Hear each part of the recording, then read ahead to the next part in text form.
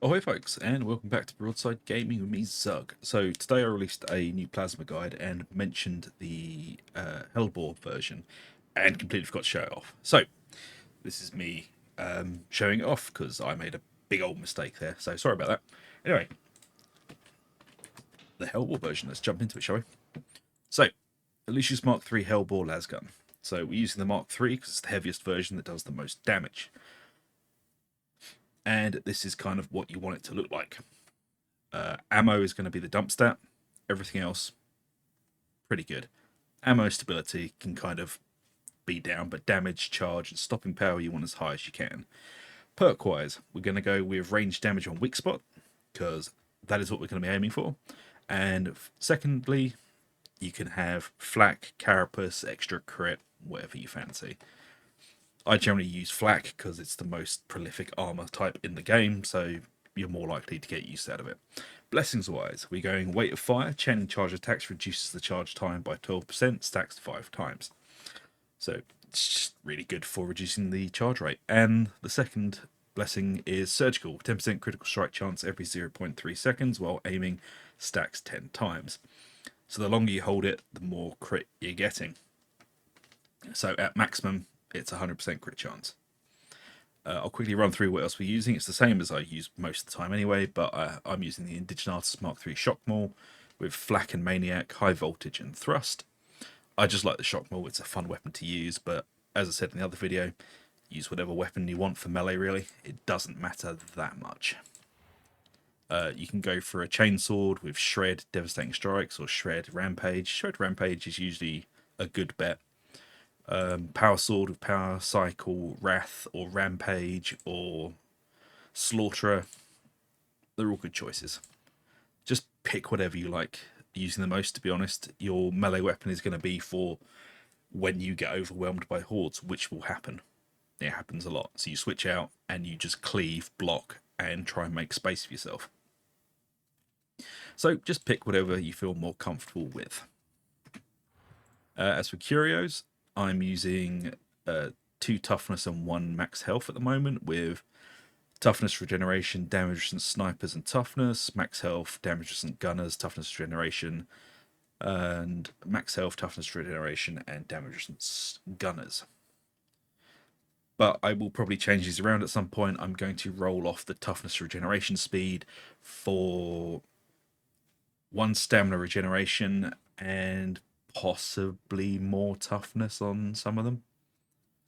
But yeah, I need to fiddle with it. So out of all of these, the only thing I am going to change is the toughness generation speed, because the way I'm building this now, you don't really need it, which is annoying because this one has the toughness generation speed locked on it, which means I need to find another goddamn curio, which is another problem in itself.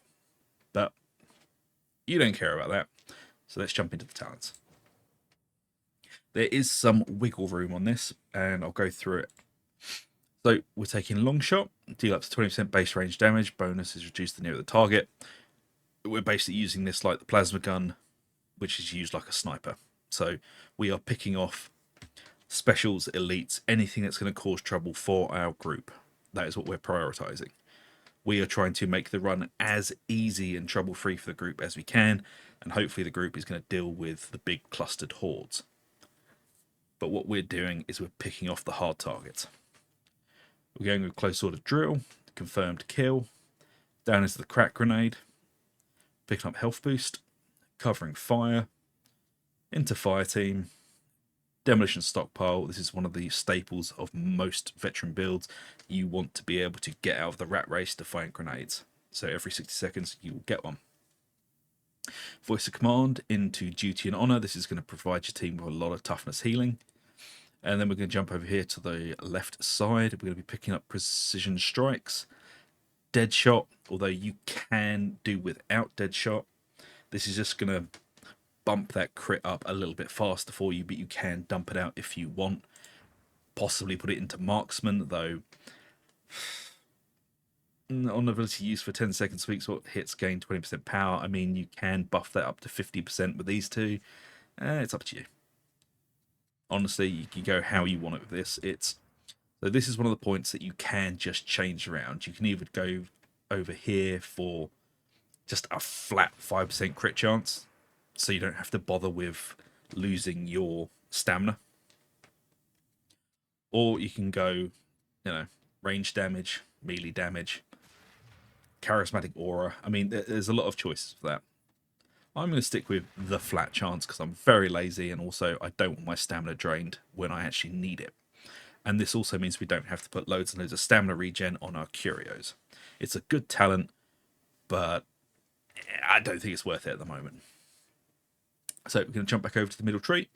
We're going to take For the Emperor. Your combat ability gives you and your allies a coherency 10% melee base damage and 10% ranged base damage for 5 seconds.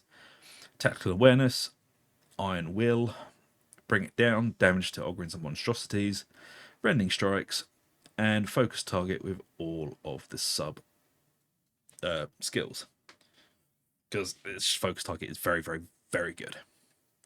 And over on this side, the only other change we're taking is Shock Trooper. Critical hits with las weapons consume no ammo. There is an internal cooldown on this. I don't know what it is anymore because they've changed it about 8 times since the tree was initially put in. When it was first put in, this had no internal cooldown, and it was the best talent in the game. And then they decided, hang on, people are having fun with this, let's take it away. Because that's what Fat Shock does. They don't like us having fun. Anyway, Shock Trooper, very important. So, what do? Well, we basically use this exactly like we would the plasma gun, except we're aiming down sights. So as you can see, surgical stacks up pretty quickly.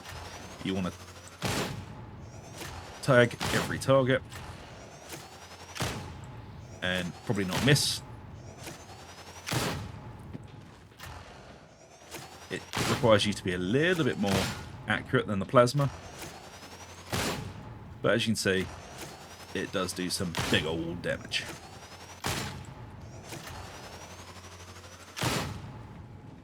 And as you can see there, the longer you hold it down, the higher your crit chance, the more likely you are to take out a Crusher in 2 hits instead of 3.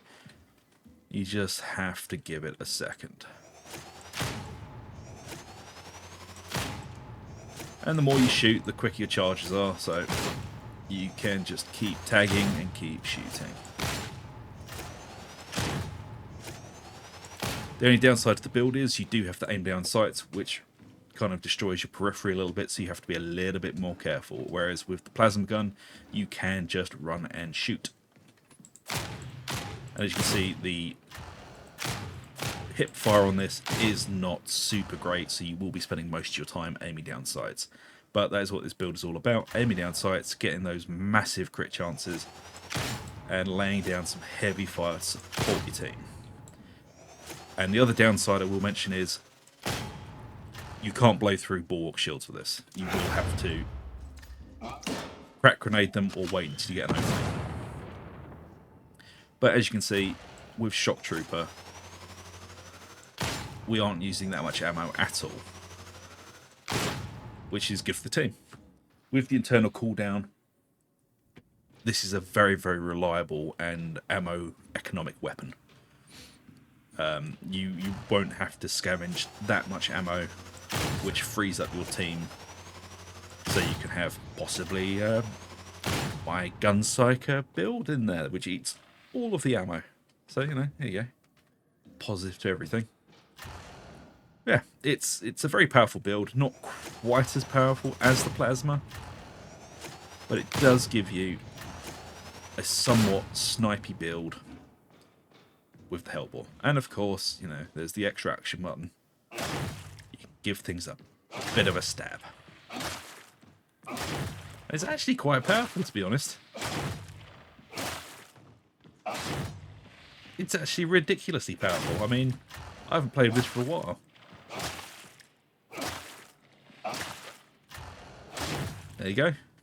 Your extra action button is actually useful on this, so it's not good for clearing hordes, but you know, if something's getting a bit too fresh of you, give it a jab. No trust among them. No. There you go. That is the general build for it. Like I said, take Shock Trooper. Everything else is pretty simple. I'm just going to put it back in Charismatic Aura because I will forget if I don't do it now. there you go. The closest thing we're going to get to a proper sniper rifle in the game. So I hope you enjoy it, folks. And if you have, please like, subscribe, ring that bell for notifications. It really does help out the channel. And by all means, if you want to see anything else, comment under the any of the builds. Let me know, and I'm happy to do a guide for it. So until then, take it easy. I'll see you later.